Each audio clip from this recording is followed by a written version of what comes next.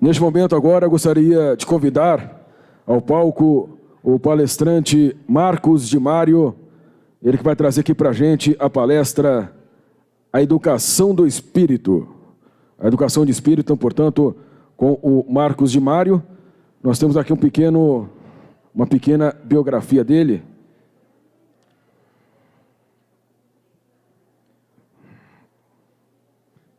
O Marcos, ele que é radicado na cidade do Rio de Janeiro, é escritor, educador e consultor, tendo mais de 20 livros publicados, palestrante na área educacional e espiritual, assim como vários outros eventos espírita aí.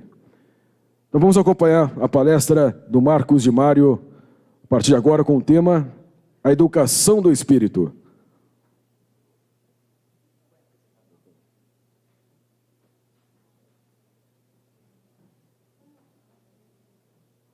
Bem, meus queridos irmãos, queridas irmãs, que Jesus nosso Mestre nos abençoe. Prazer estar com vocês aqui em São João da Boa Vista, para esse nosso primeiro encontro de educação espírita, que é um encontro muito importante, porque nós, espíritas, precisamos compreender que, acima de tudo, o espiritismo é doutrina de educação do ser integral que todos nós somos. E nós, já de há muito tempo, lá do Rio de Janeiro, mas antes que alguém pergunte, por causa do sotaque, na verdade nós somos de São Paulo, capital, mas radicados no Rio de Janeiro.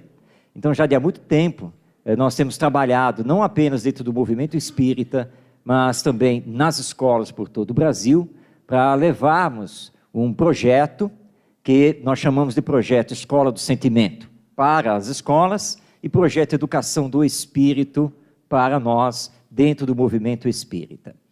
Hoje a proposta é nós realizarmos aqui a palestra para que nós possamos entender esse projeto Educação do Espírito, voltado para os centros espíritas, voltado para o nosso trabalho da evangelização espírita infanto-juvenil. Então é isso que nós vamos realizar hoje aqui. Nós vamos acompanhar aí os slides para que vocês tenham uma ideia melhor do que é esse projeto. E, claro que nós precisamos, primeiramente, pontuar educação na visão espírita, porque nem sempre nós sabemos exatamente o que seja educação e, portanto, o ato de educar, o processo ensino-aprendizagem dentro dessa visão que é da alma imortal, a visão da reencarnação, da vida futura, da nossa destinação como espíritos imortais que somos para a perfeição, a felicidade. E que nós precisamos ligar ou religar as novas gerações com Deus, nosso Pai. Está lá na questão 582 do Livro dos Espíritos, que é uma grande missão a paternidade e a maternidade, porque a educação começa na família. E os pais que não fizerem todos os esforços para combater as más tendências que porventura os filhos apresentam, que não derem os bons exemplos, esses pais, perante a lei divina, respondem pelos desvios dos filhos nesta atual encarnação. Isso porque os nossos filhos não são nossos, eles são de Deus. Deus está confiando esses espíritos a nós, nessa ligação milenar que nós temos, vindo através dos laços reencarnatórios. Como bem lembrou um mentor espiritual no final de uma reunião mediúnica, porque antes da reunião as pessoas foram chegando e estavam comentando, isso lá no Rio de Janeiro, sobre a violência urbana, como a situação está tão ruim. Bom, terminados os comentários, foi-se lá para a reunião mediúnica aconteceu, e no final, espontaneamente, um espírito se apresenta e diz ao grupo: nós estávamos acompanhando vocês desde o início e ouvimos a conversa que vocês tiveram e a preocupação que vocês têm com a questão da violência urbana, a questão da agressividade das crianças, dos jovens. Mas, em verdade, vocês não sabem o que é uma sociedade violenta, mas saberão Daqui a uns 25 anos, vocês saberão o que é uma sociedade violenta, se não evangelizarem essas novas gerações. E ele encerrou a palavra e se despediu. E a reunião foi encerrada. Essa casa espírita não tinha evangelização infantil. Imediatamente procurou a Federativa do Estado, o Conselho Espírita do Estado do Rio de Janeiro. Nós fomos indicados e fomos lá para fazer uma palestra que virou treinamento para que eles pudessem, então, implantar a evangelização, porque eles ficaram preocupados, muito preocupados.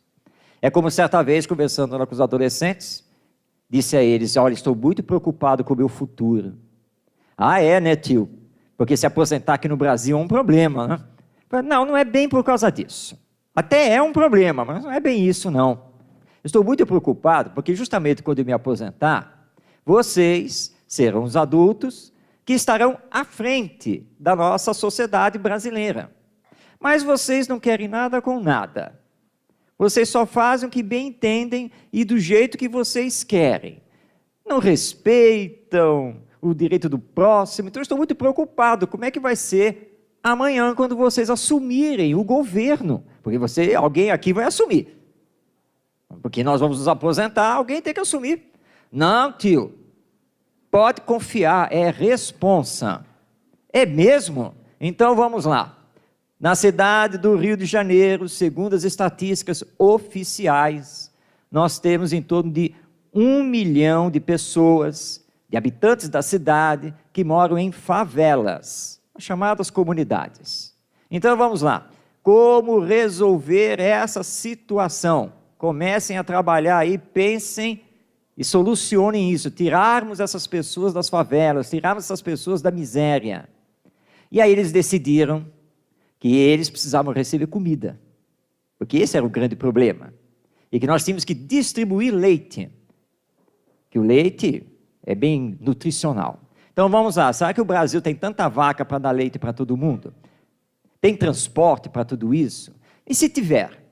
Mas distribuir leite todo dia para todas as pessoas, 1 milhão de pessoas, resolveu? É solução? Ah, tio, solução não é não. Bom, então voltamos a trabalhar, eu pedi solução. E aí então veio a solução. Todo mundo precisa de emprego com bom salário. O que seria um bom salário? Chegaram à conclusão que R$ 2.500 era um bom salário. Ótimo, então se todo mundo, esse 1 milhão de pessoas, se todo mundo ganhar 2.500 por mês, está resolvido? Está.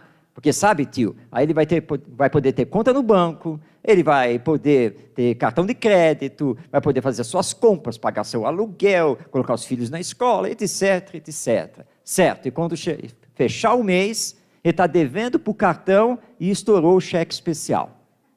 Não, mas aí é só chegar para o patrão dar um aumento. Ah, o patrão dá um aumento? Aumento para quanto? Ah, no mínimo uns 3.500, né, tio? Ok, o patrão é bom e tem dinheiro. A empresa está bem, está com bastante lucro? Vai dar. E aí, resolveu? Bom, resolver não, né, tio? Porque pode estourar o cartão de novo, né? E aí, o que faz? Então tem que aumentar o salário para 5.000. Meus filhos, vocês não entenderam. A questão não é o valor do salário. A questão é educação. Porque se nós não nos educarmos para gastarmos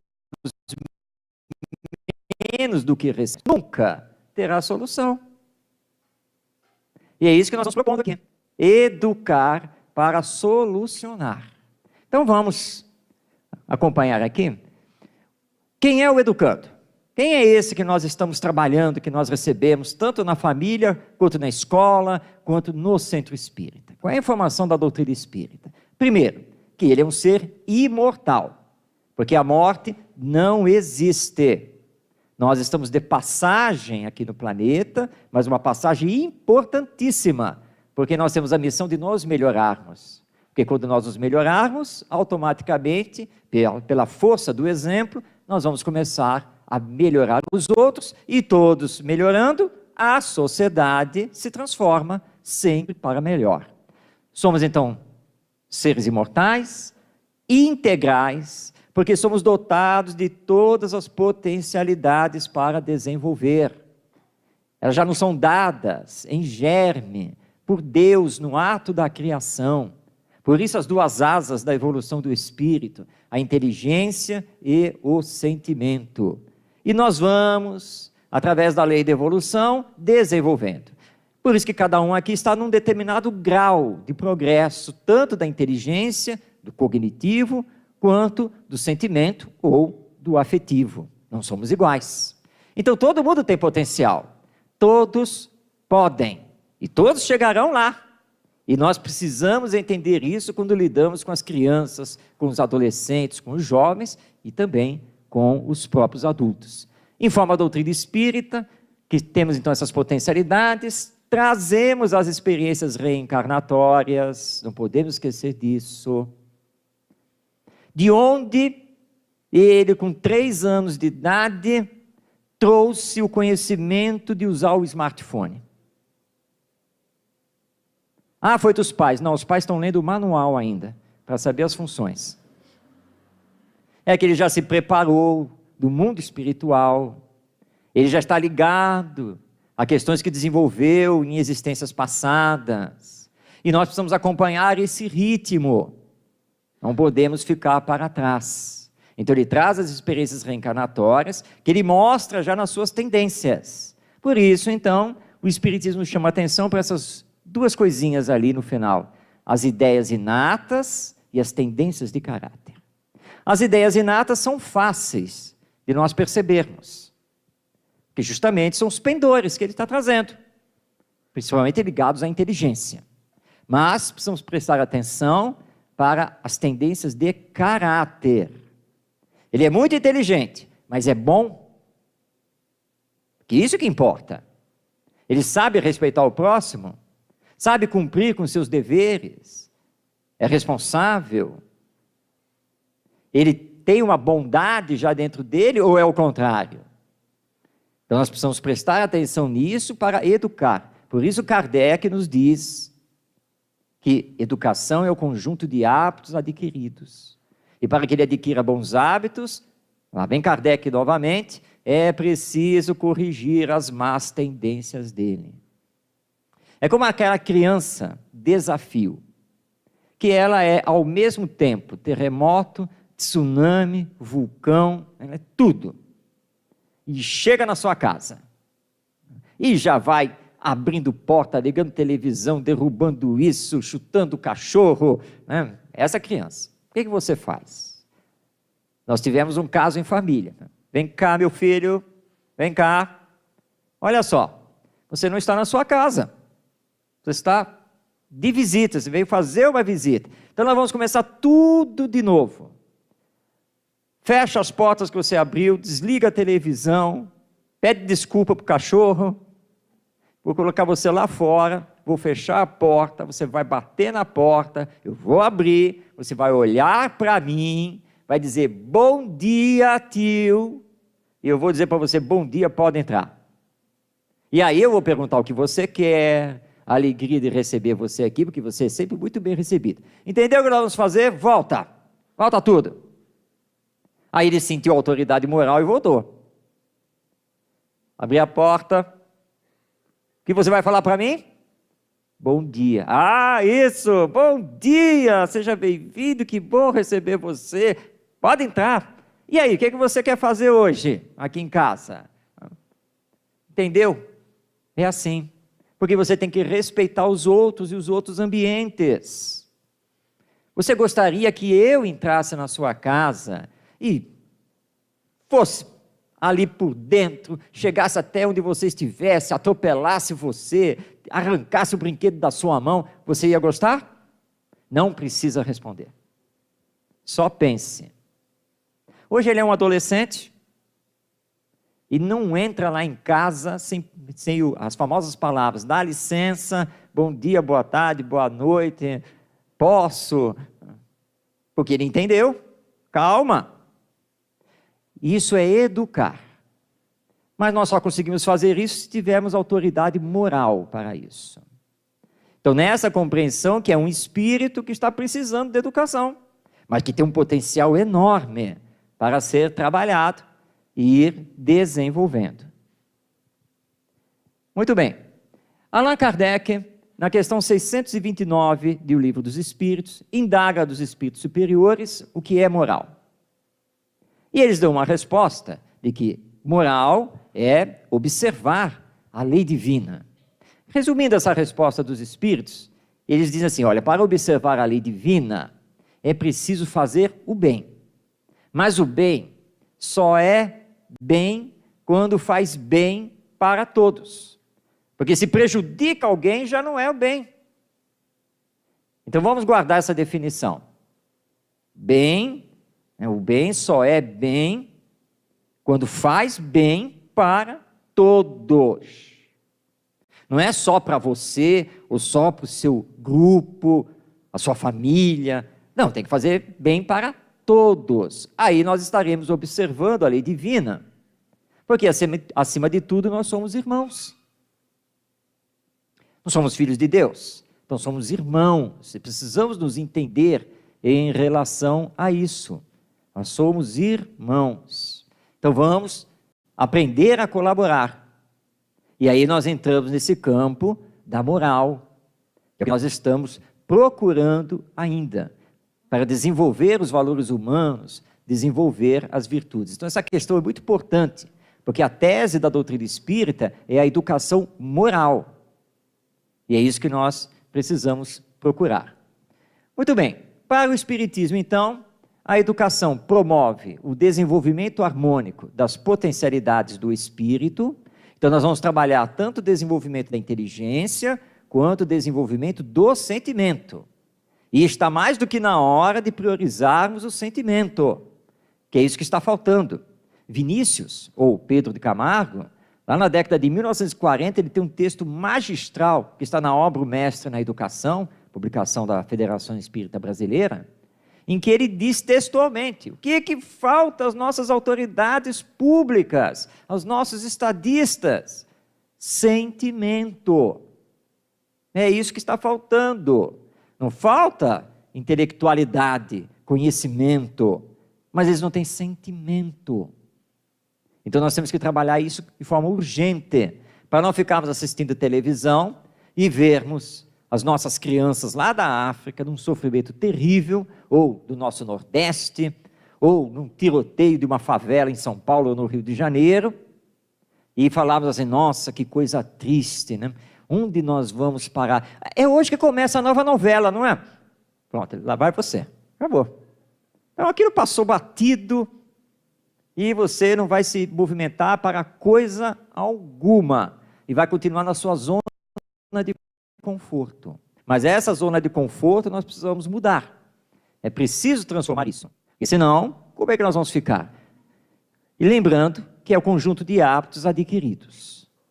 Vamos habituar as nossas crianças na família e na escola a trabalharem em conjunto. A distribuição das tarefas, obviamente que adequadas a elas, porque elas precisam entender que também tem que se responsabilizar por isto ou por aquilo, porque a vida vai cobrar isso depois, mais tarde, que você não pode sair atropelando, fazendo tudo do jeito que você quer. Muito bem, vamos falar um pouquinho das potencialidades do espírito. Já falamos da inteligência. Uma outra potencialidade é a razão, que todos nós raciocinamos, todos nós pensamos. E é por isso que perante a lei divina, nós não podemos usar aquela desculpa, mas eu não sabia. Sabia sim. Agora Deus nos julga pelas nossas intenções. Mas nós pensamos. E aí nós vamos nos trabalhando. Eu uso a inteligência, uso a razão, uso a vontade. Eu vou para São João da Boa Vista ou não vou? Não, eu acho que eu vou para Poços de Caldas. Passar 3 dias de férias lá. Mas tem um encontro sobre educação que é tão importante. Vamos passar 3 dias de feriadão no encontro espírita? Então você está lá, usando a inteligência, está raciocinando, e daqui a pouquinho, com o uso do livre-arbítrio, você vai acionar a sua vontade. E graças a Deus você acionou para vir para São João da Boa Vista para o encontro. Porque isso é importantíssimo. Férias em Poços de Caldas, ou seja lá onde for, Nós vamos fazer em qualquer outra época. Se bem que o trabalhador do evangelho, o trabalhador do bem, não se preocupa com isso. Férias para ele é estar nos eventos. Eu saí quinta-feira. Quinta-feira eu gravo os programas na Rádio Rio de Janeiro, que é uma rádio espírita, 24 horas no ar. E aí, brincando, eu pensei, bom feriado, Marcos, bom mesmo, vou sair às 6 da manhã amanhã, que eu estou indo para São Paulo. Às 6 da manhã, meu filho? É isso mesmo. Quem quer ir comigo? Aí ninguém quis, né? Mas isso que é bom. Esse trabalho que é ótimo, é isso que nos enriquece. E aí então acionamos a nossa força de vontade.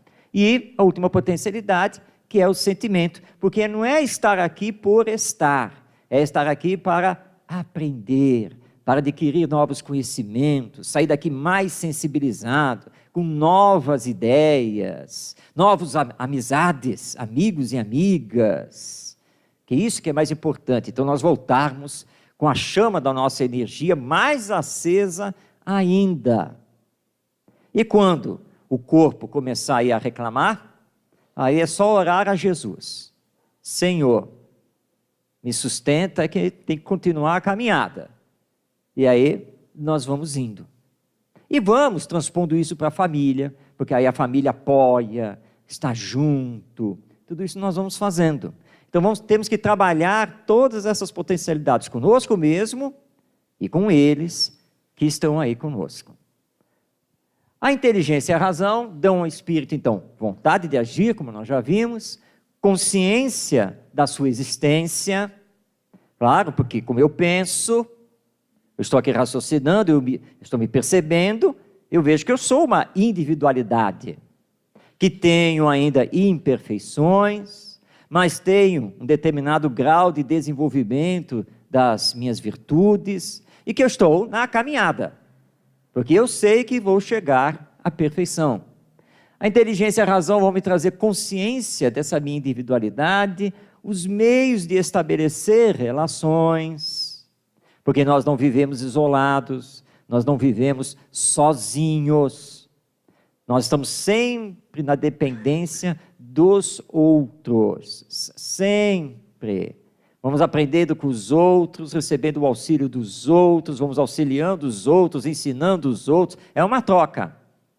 Para chegar aqui, foi preciso utilizar a internet, para fazer pesquisa, para fazer compra de passagem, foi preciso chamar o amigo táxi e chegar no aeroporto e conversar com o atendente, para que ele despachasse as malas, indicasse isso e aquilo, depois vai daqui, vai...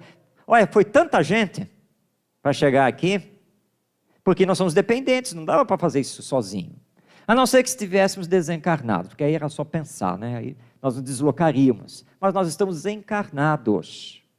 E mesmo no mundo espiritual, o que vigora é a lei de solidariedade, sempre. Então, esse é o trabalho que nós precisamos mostrar para eles. Meus filhos, olha, não é assim. Você não pode viver do jeito que você quer. Você não pode fazer só o que você bem entende. Para ilustrar isso, certa vez na evangelização, nós estávamos trabalhando com os adolescentes, e tinha o Mateus, eu lembro dele até hoje. O Mateus era aquele garoto que não queria nada com coisa nenhuma, mas ele ia no centro espírita na evangelização, mas não queria participar de atividade nenhuma, nada. E ninguém mais sabia o que fazer com ele. Então fui conversar. Mateus, vem cá. Você não quer nada, certo? Mas você gosta de vir aqui. Então você vai fazer um combinado comigo. Você fica aqui totalmente livre, mas não pode atrapalhar os outros. É só isso que eu quero de você. Estamos combinados? Você faz o que você bem entender, desde que não atrapalhe os outros e as atividades que nós estamos fazendo na evangelização. Tudo bem? Eu falei, tudo bem, tio. E aí então comecei a utilizar uma técnica pedagógica, que só nós espíritas possuímos, por causa dos nossos estudos e o conhecimento da realidade espiritual, que é a técnica pedagógica obsessiva. Ou seja, colei nele. Não é assim que o obsessor faz? Não, o obsessor cola em nós, né? Ele vai tentar a sintonia de tudo quanto é jeito e nos desequilibrar. Então colei nele. Dei um jeito de toda hora cruzar com ele e lembrar o combinado. Mateus, não esquece, hein? Não pode atrapalhar os outros. Então foi 1, 2, 3, 4. Na 5ª vez ele não suportou e entrou correndo para uma sala para fazer uma atividade. Fugiu do obsessor, né? Ficou 5 minutinhos e caiu fora. Lá estava ele, lá fui eu de novo, porque o obsessor é assim, fica só de olho. Tudo bem, agora você foi para o evangelho, mas eu vou aguardar, calma. Quando ele saiu, cruzei de novo com ele. Mateus, já saiu? Hein? Já sei, tio, eu já sei. Não é para atrapalhar ninguém. Isso, Mateus. Aí ele correu para outra atividade. E assim ele ficou, né? Ele tem um potencial que precisa ser trabalhado, e ele precisa aprender o que é disciplina, que ele não tem. Mas você faz isso com amor, porque o amor é o fundamento da educação. É para levá-lo a entender, levá-lo a compreender e perceber que participar é bom para ele e para o futuro dele. É assim que nós vamos trabalhando, né, com eles, e um dia ele vai prover as suas necessidades sem problema. A vontade e o sentimento impulsionam o espírito para o bem proceder, que quando você sente, você canaliza a sua força de vontade para o bem. Você não consegue mais ficar parado, vendo a dor, o sofrimento, a aflição, a miséria, a injustiça. Você vai começar a se movimentar. Você vai sair daquela sua frieza, daquela sua indiferença. Os espíritos informam que nós temos 3 grandes chagas na humanidade: o egoísmo, o materialismo e a indiferença. São as 3 grandes chagas que o Espiritismo veio combater. E nós precisamos mostrar isso às novas gerações. Porque queiramos ou não, vai chegar a nossa hora de retornar ao mundo espiritual, pelas portas da morte não, da desencarnação, porque a morte não existe. Nós vamos retornar então ao mundo espiritual, mas querendo ou não, também vai chegar a hora do nascer de novo, reencarnar. Se você tem a consciência tranquila do bom trabalho que realizou na formação das novas gerações, você reencarna sem nenhum problema. Mas se a sua consciência está doendo, você vai reclamar e muito. O quê? Voltar? Não quero de jeito nenhum. A humanidade está de mal a pior. Mas você não tinha que ter educado as novas gerações? Então, se você está aí reclamando com medo de reencarnar, é porque você não fez o que devia ter feito. Mas a cada um é dado segundo as suas obras. É da lei divina, é a lei de consequências. Não tem como escapar disso. Então, entendamos que nós vamos ter que reencarnar. Falta muito para chegarmos ao mundo de regeneração. Tem muito o que ser feito. Então, eduquemos, moralizemos, espiritualizemos, para que eles lá na frente possam nos receber. E aí você vive tranquilo. Graças a Deus eu fiz meu trabalho, eu sei que a família vai me receber com o evangelho na mão. Mas você não fez isso, vai-se lá saber com o quê. Olha o que nós estamos vivenciando na atualidade.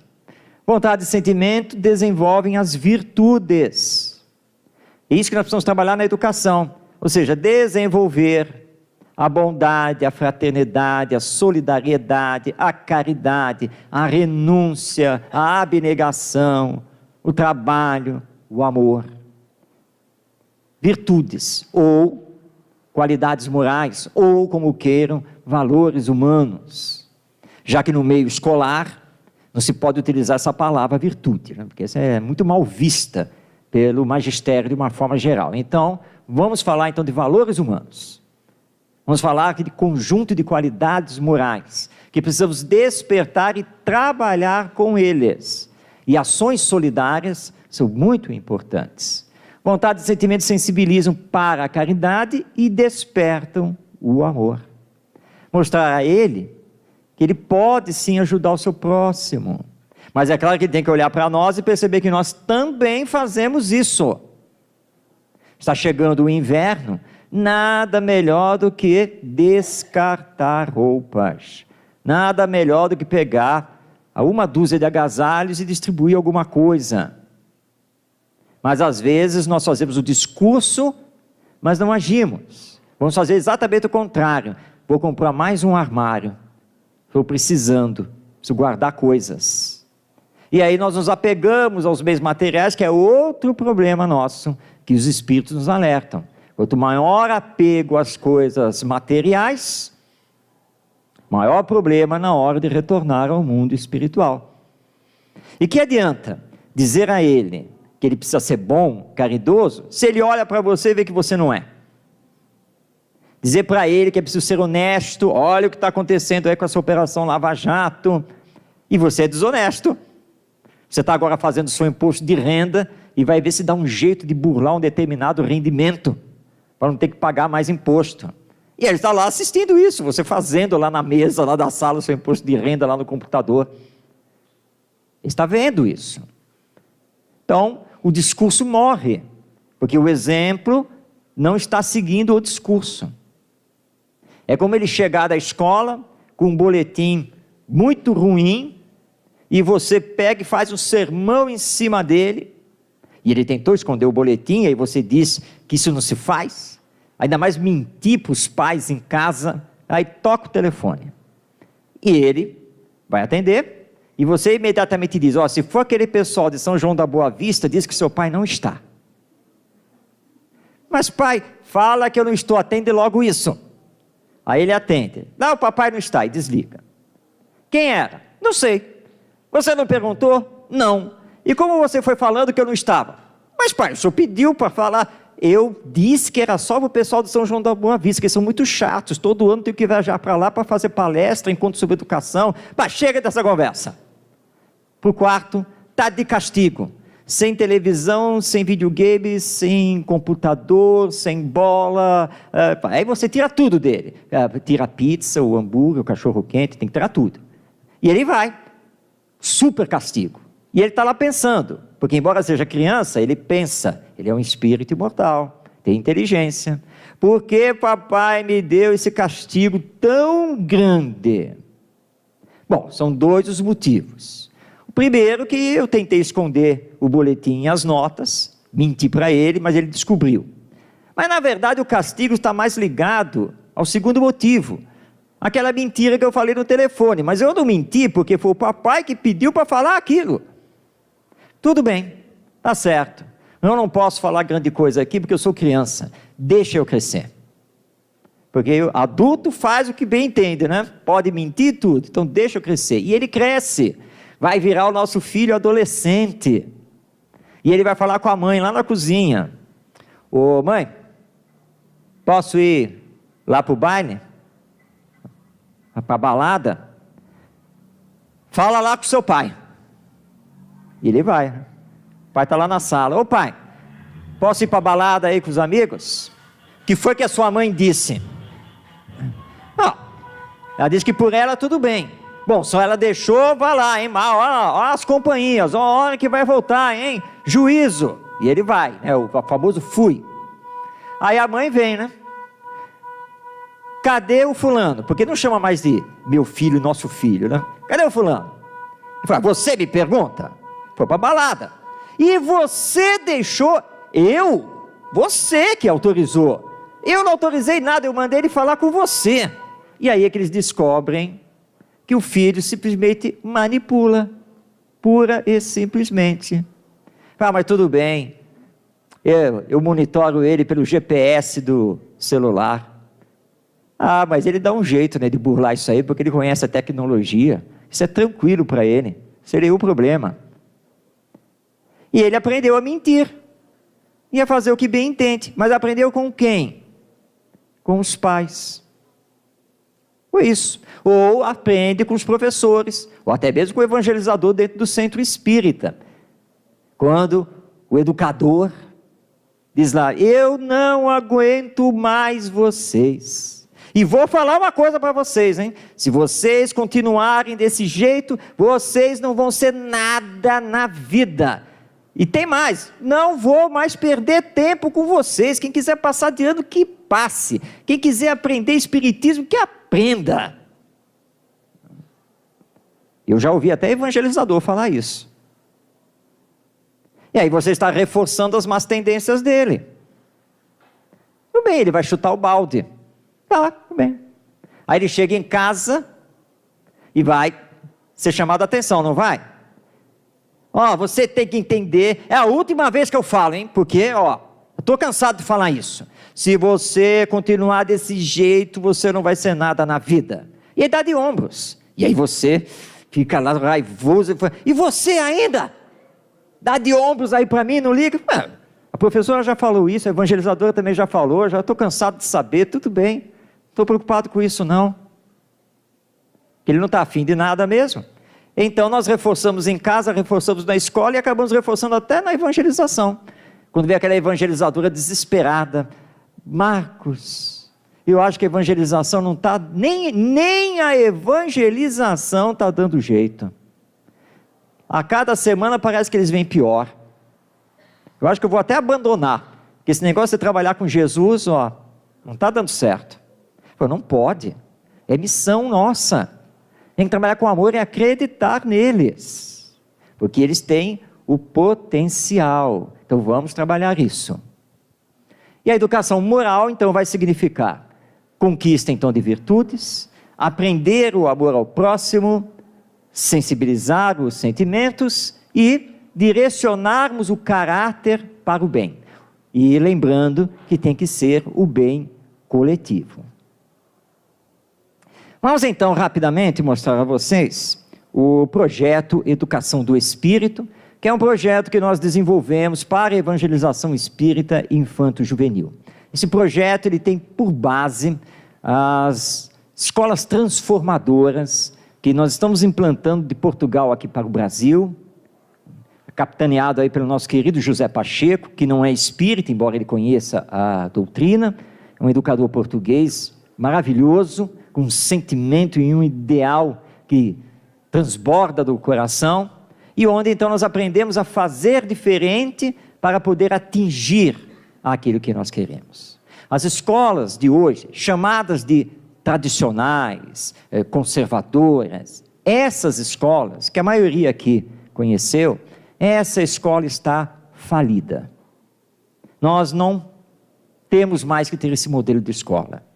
Hoje nós temos 25 milhões de brasileiros analfabetos funcionais, ou seja, que passaram pela escola, podem até não ter terminado o ciclo, mas passaram pela escola, não sabem ler, escrever, interpretar e fazer as operações básicas da matemática, mas passaram pela escola. É o atestado da falência dessa escola chamada tradicional, com as salas de aula, as carteiras enfileiradas, a professora que fica dando aula, um currículo fechado que você tem que cumprir, não importa como, e essas provas, testes, seminários, que não avaliam coisa nenhuma, porque na verdade você se prepara só para fazer aquela prova, mas não quer dizer que você conheça. E aí hoje nós estamos assistindo o nosso ensino médio partir para um pré-vestibular disfarçado com esse Enem, que foi criado para ser exame nacional do ensino médio, mas é um vestibular disfarçado para colocar os jovens nas faculdades. E onde, na verdade, as escolas particulares ganham muito dinheiro do governo, e portanto dinheiro nosso, porque é dos impostos que nós pagamos. E está todo mundo aí, com ensino apostilado, e preparando para as provas, para os exames, para depois dizer que tem ensino de qualidade, porque fez passar seus alunos para a universidade tal, para o IME, para isso, para aquilo. Não é ensino de qualidade. Ensino de qualidade é aquele que vai trabalhar o potencial deles, é aquele que vai extrair de dentro para fora, e que vai formar homens de bem. Aí nós temos ensino de qualidade. Como levar isso para a evangelização dentro do centro espírita. Então está aí nosso projeto Educação do Espírito. Vamos lá.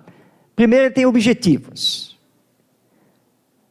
Desenvolver o senso moral do educando é prioridade na evangelização espírita.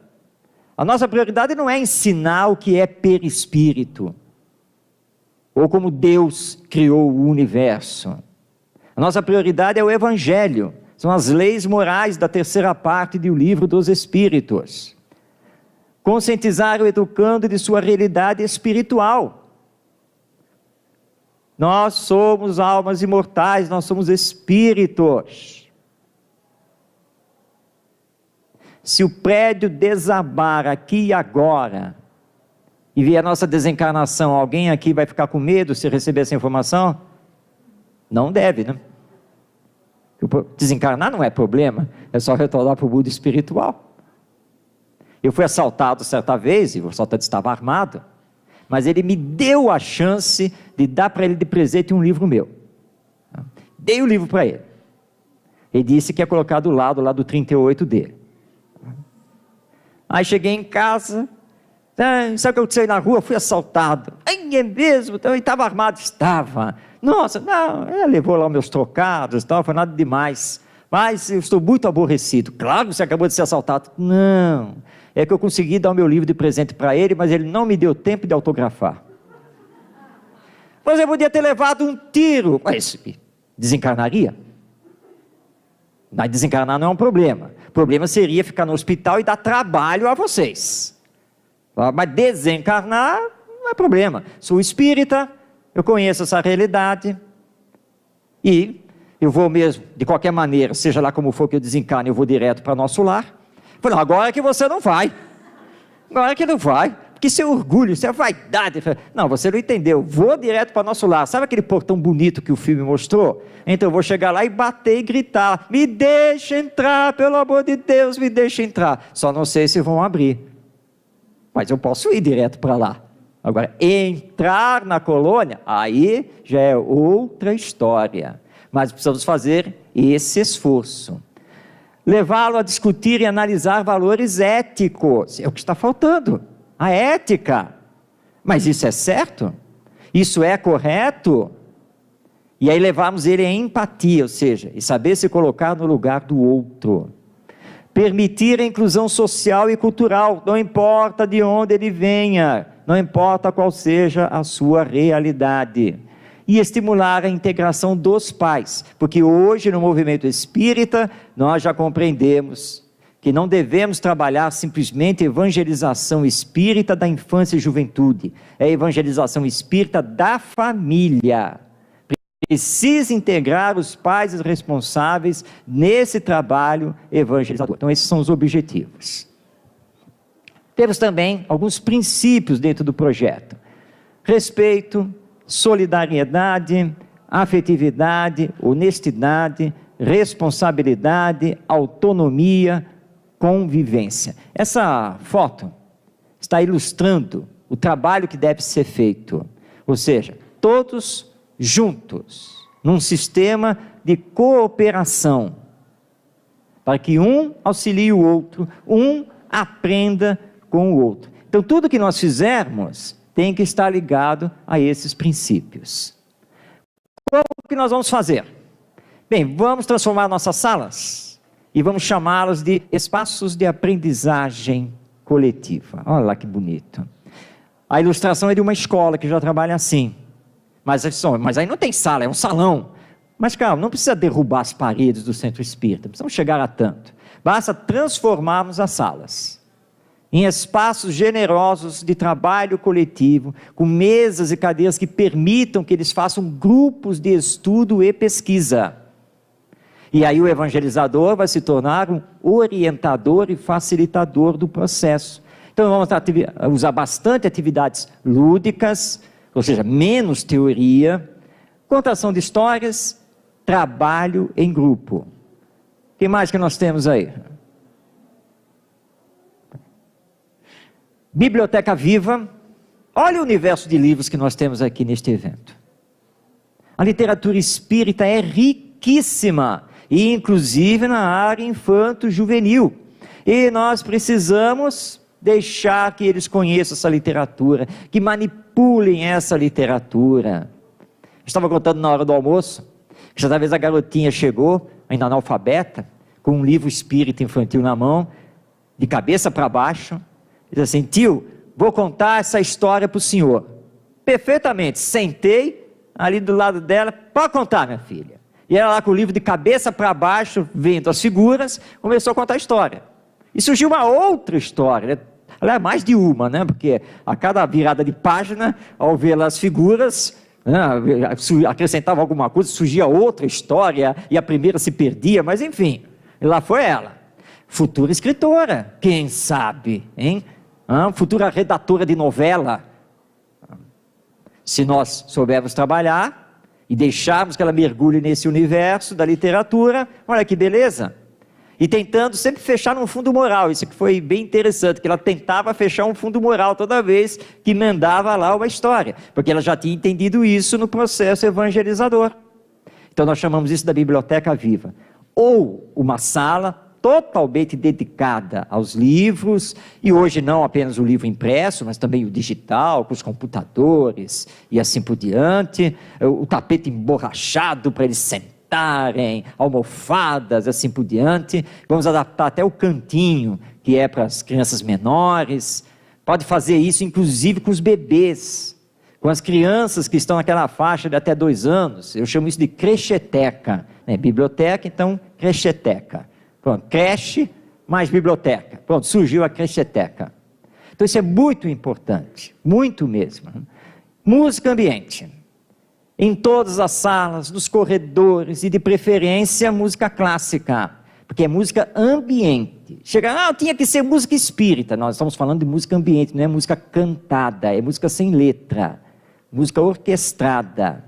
Porque eles vão se acostumar com a boa música, e a música vai adequar a verbalização, o falar, o tom de voz. Nós chegamos a um ponto lá na evangelização em que nós vimos crianças assoviando Vivaldi. Eles não conheciam isso. Não ouviram falar nem de música clássica, muito menos desse tal de Vivaldi. Beethoven, Tchaikovsky, aliás, um nome bem enrolado para falar, mas eles começaram a adorar aquelas músicas. Semanalmente, ali no ar, em todas as salas, corredores, ali.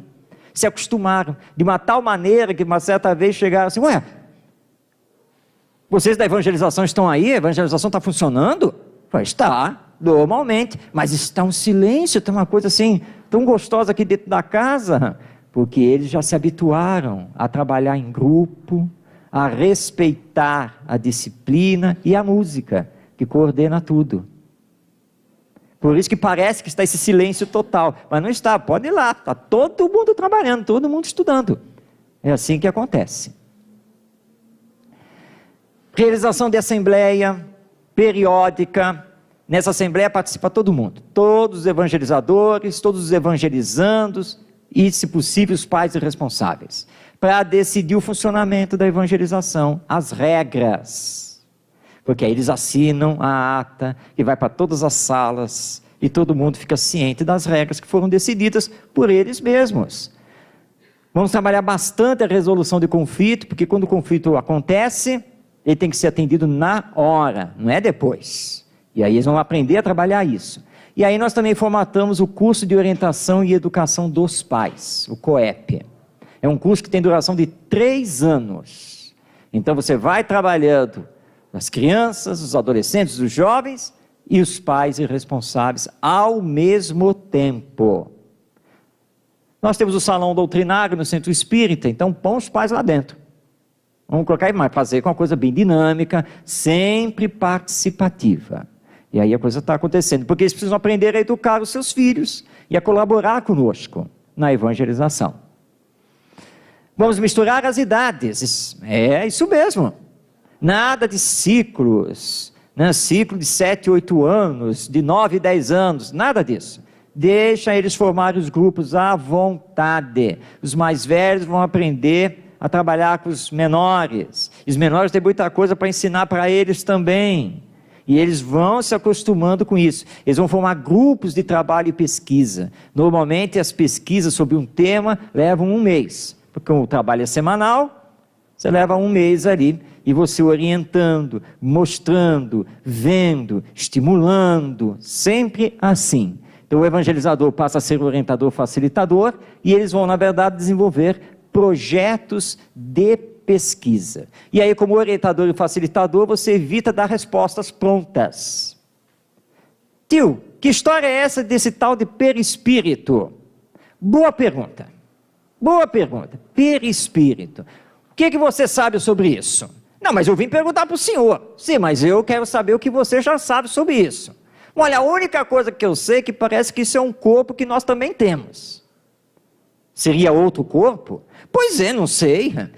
Vamos pesquisar? Vamos. Forma um grupo aí. Vamos formar o grupo que vai pesquisar sobre perispírito. E aí você não dá a resposta, mas leva eles a se interessarem pelo assunto, pelo tema, e saírem atrás com a sua orientação. E lá vão eles fazer o projeto de pesquisa. No final eles têm que apresentar e responder às dúvidas de todo mundo. E se eles não souberem responder algumas dúvidas, não pode encerrar o projeto, vai ter que continuar, porque eles vão ter que responder todas as dúvidas que surgiram dos seus próprios colegas da evangelização. Então eles fazem os projetos de pesquisa. Bem, esse é um resumo do projeto Educação do Espírito, que nós estamos implantando por este Brasil, e já estamos colhendo resultados belíssimos, e nós vamos deixar a vocês aí o endereço na internet da Rádio Rio de Janeiro, e também o nosso endereço, o nosso site, onde o projeto está ali. Existem 2 livros, que são digitais, que nós distribuímos gratuitamente, que é o livro Aprendendo a Educação Espírita e o livro Educando o Espírito. Esses 2 livros contêm o projeto inteiro e inclusive o roteiro para que os evangelizadores possam formar um grupo de estudo e trabalho para a implantação desse projeto. Nós estamos desenvolvendo agora em Campos dos Goitacazes, que é norte do estado do Rio de Janeiro, pela Liga Espírita de Campos, que faz parte da Federativa do Estado. Nós estivemos lá já por 2 oportunidades para 2 treinamentos. Agora eles formaram o grupo de estudo pedagógico. Vamos voltar agora no meio do ano para uma reunião só com o grupo de estudo, que reúne evangelizadores de mais de 20 centros espíritas ali de Campos. Uma instituição espírita vai ser escolhida, ou vai se candidatar, e o projeto então vai começar a ser implantado. E é assim que nós estamos trabalhando, para mostrar a importância da educação do espírito. E nós temos levado isso, mas sem falar obviamente do espiritismo abertamente, nós temos levado isso para as escolas, no projeto Escola do Sentimento. Nós estamos com vários livros lançados nesse campo da educação, nós trouxemos os livros, que estão lá à disposição de todos. Saiu recentemente o Educação com o Cristo, que é uma obra totalmente fundamentada nas questões do Livro dos Espíritos, que tratam mais diretamente sobre a educação. E, se Deus quiser, eu acredito que Ele queira assim, é uma questão aqui da nossa conjuntura humana, mas até o final do ano deve sair o livro Jesus, o maior educador da humanidade. Tudo isso na visão da doutrina espírita. E nós estamos aí para trabalhar, para viajar, para fazer as palestras, os treinamentos, os cursos de capacitação, porque nós entendemos que o espiritismo é doutrina de educação. E é urgente nós trabalharmos a educação moral, nossa e das novas gerações. E só para recordar, um dia, quando estivermos lá, livres, soltos e felizes no mundo espiritual, vai chegar o nosso instrutor, superior a nós, vai apontar para você e dizer: está na hora de iniciar o processo reencarnatório. Sei, para onde eu vou? Vai para São João da Boa Vista. Vai voltar. Ligado a quem? Sua família. Bom, minha família, tá? Eu fui espírita, tentei encaminhar o pessoal no espiritismo, o negócio lá deve estar bom, né? E aí você vem fazer a visita, ele traz você para visitar, E aí você descobre que a sua família está materialista e egoísta. Você vem aqui no domingo, eles estão no maior pagode em torno de uma piscina, com churrasco, cerveja, falando mal dos outros, matando os governantes, verbalmente. E aí você se horroriza com aquilo. Meu Deus, o que aconteceu com os meus familiares? Como é que pode ser isso? Até os que vão me receber, está todo mundo egoísta, materialista, indiferente. O que foi que eu fiz para merecer isso? Essa pergunta é fatal, porque o instrutor olha só a ficha espiritual, né? Que já é um holograma, né?